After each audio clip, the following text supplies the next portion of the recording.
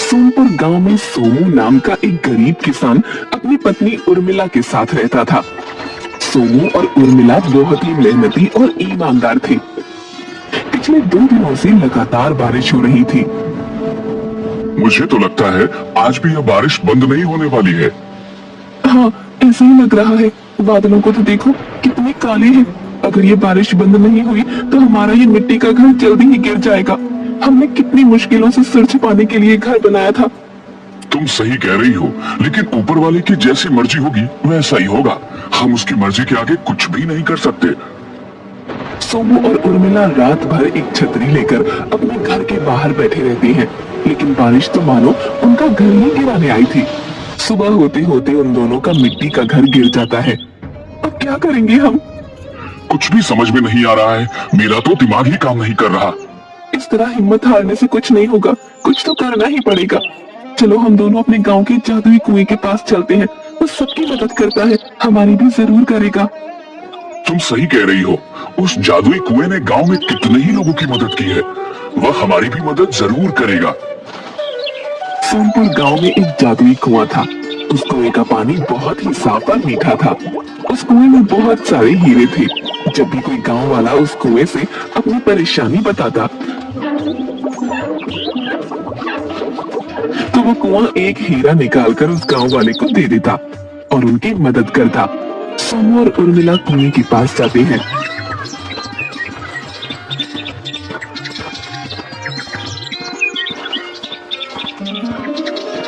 देखो तो इस कुएं का पानी कैसा चमक रहा है। जादुई कुएं, हम बड़ी उम्मीद लेकर आपके पास आए हैं। हमने बड़ी मेहनत से अपना एक छोटा सा मिट्टी का घर बनाया था ताकि हम सिर छुपा कर रह सके, लेकिन कल रात बारिश की वजह से हमारा वह मिट्टी का घर टूट गया। तुम गांव में सबकी मदद करते हो। हम बड़ी उम्मीद लेकर तुम्हारे पास आए हैं। तुम हमारी भी मदद कर दो। तुम दुखी मत हो सोमू। मैं जानता हूँ कि तुम दोनों बहुत ही मेहनती और ईमानदार हो। मुझे तुम्हारी मदद करके बहुत खुशी मिलेगी। अब तुम कुएं पर रखी बाल्टी को मेरे अंदर डालो और एक हीरा ले लो। सोमू और उर्मिला वैसा ही करते हैं और एक हीरा ले लेते हैं। दोनों हीरे को देखकर बहुत खुश होते हैं। जादुई कुएं, तुम्हारा बहुत बहुत शुक्रिया। तुमने इस मुश्किल समय में हमारी मदद की। हम तुम्हारा यह एहसान पूरी जिंदगी नहीं भूलेंगे।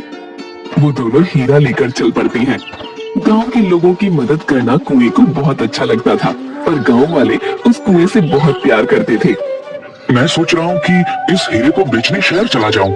वहाँ मुझे इसके अच्छे पैसे मिल जाएंगे। तुम बिल्कुल ठीक सोच रहे हो।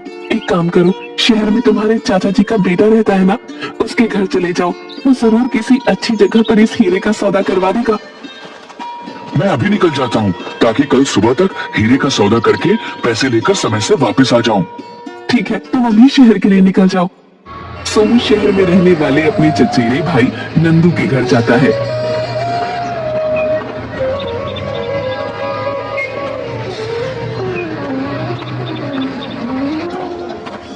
अरे सोमू भैया, आज तुम कैसे आ गए? मुझे तो लगता था कि तुम गांव में ही रहने वाले हो।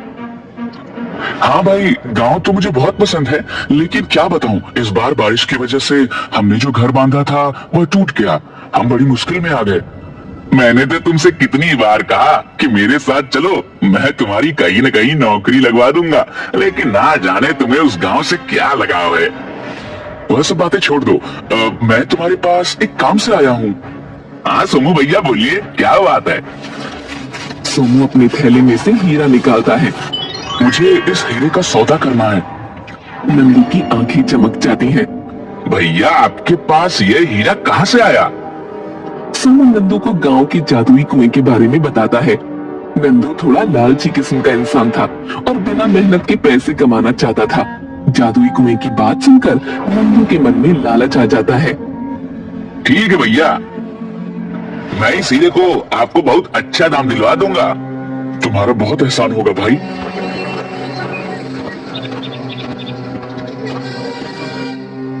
नंदू सोमू को हीरे के अच्छे दाम दिलवा देता है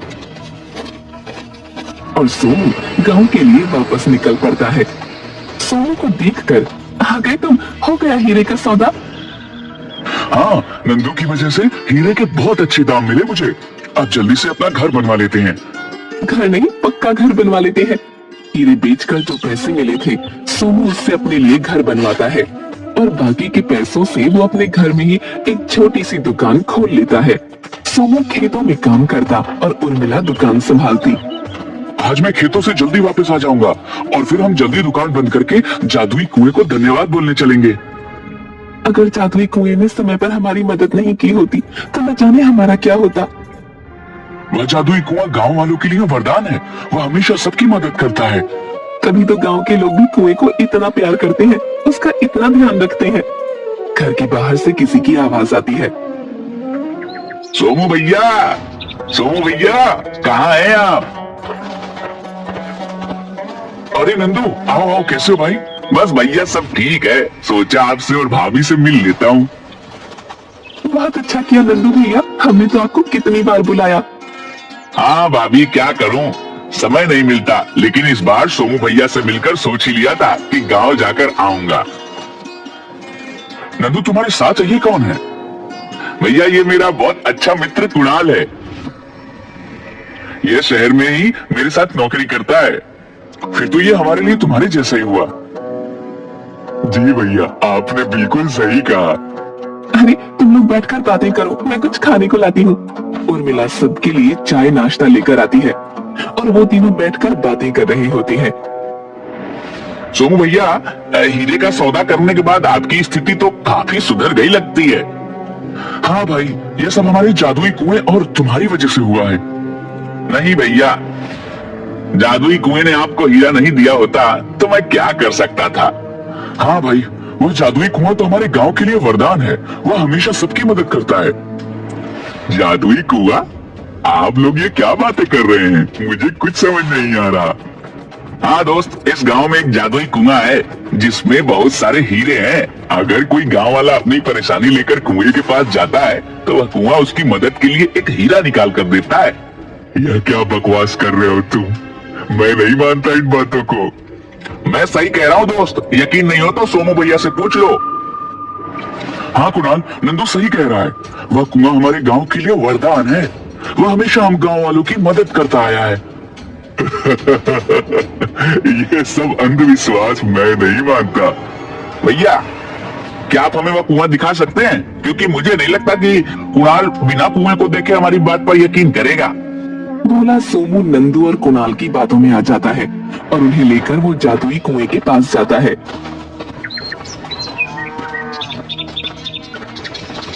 इतने हीरे मैंने सोचा ही नहीं था। तुम सही कह रहे हो भाई, इतने हीरे इस कुएं में हैं। अगर ये सारे हीरे किसी को मिल जाए तो वह राजा बन जाएगा। इस कुएं के बारे में एक बात बहुत प्रसिद्ध है। यह कुआं सिर्फ मजबूर लोगों की ही मदद करता है और एक बार में एक इंसान को सिर्फ एक ही हीरा देता है। कुएं के अंदर देखकर नंदू और कुणाल एक दूसरे को देखकर हंसते हैं और सोमू के घर रात गुजारने वापस चले जाते हैं। रात को सोमू और उर्मिला के सोने के बाद नंदू और कुणाल जादुई कुएं के पास जाते हैं। भाई, हमें किसी भी तरह ये सारे हीरे इस कुएं से निकालने होंगे। अगर ये सारे हीरे हमें मिल गए तो हमें कभी नौकरी करने की जरूरत नहीं होगी। हम दोनों रातों रात अमीर हो जाएंगे। लेकिन हमें यह काम बड़ी सावधानी से करना होगा। तुम सही कह रहे हो। चलो अब हम वापस चलते हैं और कल रात को सीधा शहर से गाड़ी लेकर आएंगे और रातों रात ये सारे हीरे निकाल कर वापस लौट जाएंगे। किसी को हम पर शक भी नहीं होगा। ठीक कहा तुमने। कल सुबह हम शहर जाने के लिए यहाँ से निकल पड़ते हैं। सबको लगेगा कि हम लोग तो वापस चले गए और किसी को हम पर शक भी नहीं होगा। कुणाल और नंदू दूसरे दिन सुबह शहर के लिए निकल जाते हैं और रात होते होते एक गाड़ी लेकर गांव के बाहर इंतजार करते हैं। देर रात दोनों जादुई कुएं के पास जाते हैं। भाई नंदू, तुम बोरे को पकड़ कर रखो और मैं इस बाल्टी से हीरे निकाल कर डालता जाता हूँ। नंदू और कुणाल जादुई कुएं की कोई बात नहीं सुनते और बाल्टी भर भर कर हीरे कुएं में से बाहर निकालने लगते हैं। जैसे ही बाल्टी कुएं से बाहर आती है, सारे हीरे गायब हो जाते हैं और सिर्फ पत्थर बचते हैं। ये क्या हो गया? हीरे कहाँ गए? बाल्टी में तो थे। लेकिन अब नहीं है। दोनों कुएं के अंदर देखते हैं। ये कुआं तो सूख गया, अब ना तो इसमें पानी है और ना ही हीरे दिख रहे हैं। यहाँ तो सिर्फ मिट्टी और पत्थर ही दिख रहे हैं। चलो जल्दी यहाँ से भाग जाते हैं, अगर किसी गांव वाले ने हमें यहाँ देख लिया तो ना जाने हमारा क्या करेंगे। दोनों वहां से भाग जाते हैं। थोड़ी दूर पहुंचने के बाद ही अचानक से नंदू चिल्लाता है, कुणाल भाई, मुझे कुछ नहीं दिख रहा है। अरे तुम कहाँ हो? मैं यही हूँ, क्या हो गया तुम्हें? मुझे कुछ भी दिखाई नहीं दे रहा, मुझे अपना हाथ दो। ये लो मेरा हाथ पकड़ो। कुणाल अपना दाहिना हाथ नंदू की तरफ बढ़ाने की कोशिश करता है, लेकिन उसका हाथ उठता ही नहीं। अरे नंदू, मेरा दाहिना हाथ काम नहीं कर रहा है। मुझे तो लगता है हमारे पापों की सजा मिल गई। तुम ठीक कह रहे हो, हमें उस जादुई कुएं के पास वापस जाकर उससे माफी मांगनी होगी। वो दोनों जादुई कुएं के पास वापस जाते हैं। दूसरी तरफ सुबह दो गांव वाले जादुई कुएं के पास मदद मांगने आते हैं, और जब वो कुएं के अंदर देखते हैं तो कुआं सूख चुका होता है। जादुई कुएं, यह क्या हो गया तुम्हें? तुम सूख कैसे गए? मेरी मदद करो, मैंने हमेशा तुम गांव वालों की मदद की है, आज मुझे तुम्हारी मदद की जरूरत है। तुम बताओ हमें क्या करना है, हम तुम्हारे लिए सब कुछ करेंगे। पास के एक जंगल में एक आम का पेड़ है, उस पेड़ पर एक चुड़ैल रहती है। तुम्हें उस पेड़ का एक पत्ता लाकर मेरे अंदर डालना होगा और फिर मैं पहले की तरह हो जाऊंगा। हम तुम्हारी मदद तो करना चाहते हैं, लेकिन चुड़ैल से बहुत डर लगता है। उस चुड़ैल ने हमें खा लिया तो? धीरे धीरे जादुई कुएं के सूखने की बात पूरे गांव में फैल जाती है। सोमू और उर्मिला की बात सुनकर जादुई कुएं के पास आते हैं। जादुई कुआं रो रो कर सबसे मदद मांग रहा होता है। तभी नंदू और कुणाल भी वहां आ जाते हैं। उन्हें अपने किए पर बहुत पछतावा हो रहा होता है। जादुई कुएं, हमें माफ कर दो, ये सब हमारी वजह से हुआ। अगर हम लालच नहीं करते तो आज तुम्हारी यह दशा नहीं होती। मैं तुमसे क्या कहूँ, एक तरफ तुमने अपने लालच में आकर मुझे इस स्थिति में पहुंचा दिया, और दूसरी तरफ यह गांव वाले हैं जिनकी हमेशा बुरे वक्त में मैंने मदद की, आज मेरे बुरे वक्त में मेरी कोई मदद करने को तैयार नहीं है। नंदू और कुणाल को ही भेज दो, क्योंकि यह सब उनकी वजह से भी हुआ है। आप सब हमें माफ कर दीजिए, हमें अपनी गलती का एहसास हो गया है, लेकिन इस स्थिति में हम कैसे आम का पत्ता लेकर आएंगे? मैं तुम्हारी मदद करूंगा जादुई कुएं, तुम मुझे बताओ, तुम्हें पहले जैसा करने के लिए मुझे क्या करना होगा? पास के जंगल में आम के पेड़ पर चुड़ैल रहती है, तुम्हें उस पेड़ से एक पत्ता तोड़कर लाना होगा और मुझ में डालना होगा, मैं पहले जैसा हो जाऊंगा। जादुई कुएं, मैं अभी जंगल की तरफ जाता हूँ। उर्मिला और सोमू जंगल की तरफ निकल पड़ते हैं। वो जंगल के बीच में एक पेड़ के पास पहुंचते हैं और पेड़ से आवाज आती है, रुक जाओ, तुम आगे नहीं जा सकते हो। कौन हो तुम? सामने आकर बात करो। उस पेड़ में से एक परी निकलती है।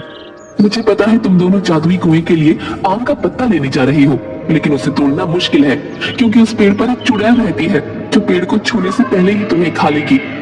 परी रानी, जादुई कुएं ने हमें बताया था कि उस पेड़ पर चुड़ैल रहती है, लेकिन हम अपने जादुई कुएं को ऐसे नहीं छोड़ सकते। उसने हमेशा हम गांव वालों की मदद की है। अगर गांव वाले उस कुएं की मदद नहीं करना चाहते तो तुम दोनों अपनी जान क्यों गंवाना चाहते हो? मैं तुम्हें हीरो से भरा हुआ एक घड़ा देती हूँ, तुम उसे लेकर वापस चले जाओ। नहीं, हमें कुछ भी नहीं चाहिए। हमें जब जरूरत थी तो जादुई कुएं ने हमारी मदद की थी, और आज जादुई कुएं को हमारी मदद की जरूरत है। तुम दोनों बेवकूफ हो जो उस चुड़ैल का भोजन बनने जा रहे हो। परी रानी, हम सिर्फ जादुई कुएं की मदद करना चाहते हैं, क्योंकि हमें पता है कि बुरा वक्त कैसा होता है। जादुई कुएं ने हमें हमारे बुरे वक्त से बाहर निकाला था, इसलिए आज अगर हमें अपने प्राण गंवाकर भी उसकी मदद करनी पड़ेगी तो हम जरूर करेंगे। तुम दोनों मेरी परीक्षा में पास हुए। कौन सी परीक्षा?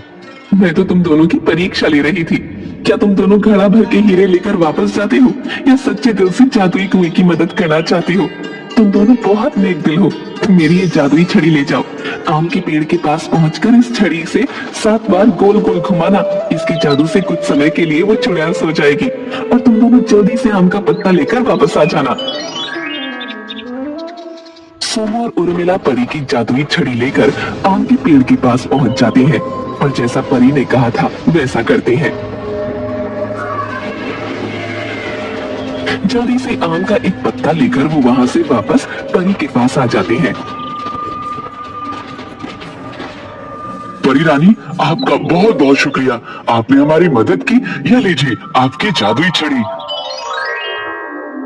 शुक्रिया तो मुझे तुम दोनों का करना चाहिए। वो जादुई कुआं मेरी बहन सोन परी है, जिसे एक जादूगर ने बहुत सालों पहले उसकी शक्तियों के साथ उसे कुएं में कैद कर दिया था। और उस जादूगर के जादू को खत्म करने के लिए जब मैंने कोशिश की तो उसने मुझे इस पेड़ में कैद कर दिया। बहुत सालों की तपस्या के बाद मुझे और मेरी बहन को एक योगी ने आशीर्वाद दिया कि जब कोई सच्चा मनुष्य निस्वार्थ भाव से हमारी मदद करने आएगा तब हम दोनों इस कैद से आजाद हो जाएंगे। और आज तुम दोनों की वजह से मैं और मेरी बहन उस जादूगर की कैद से आजाद हो जाएंगे। परी जी, क्या आप सच कह रही हैं? हमारा जादुई कुआं एक परी है? हाँ, मैं बिल्कुल सच कह रही हूँ। वो तीनों जादुई कुएं के पास वापस आते हैं। जैसे ही सोमू आम का पत्ता उस कुएं में डालता है, कुएं के अंदर से सोन परी बाहर आती है। तुम्हारा बहुत बहुत शुक्रिया।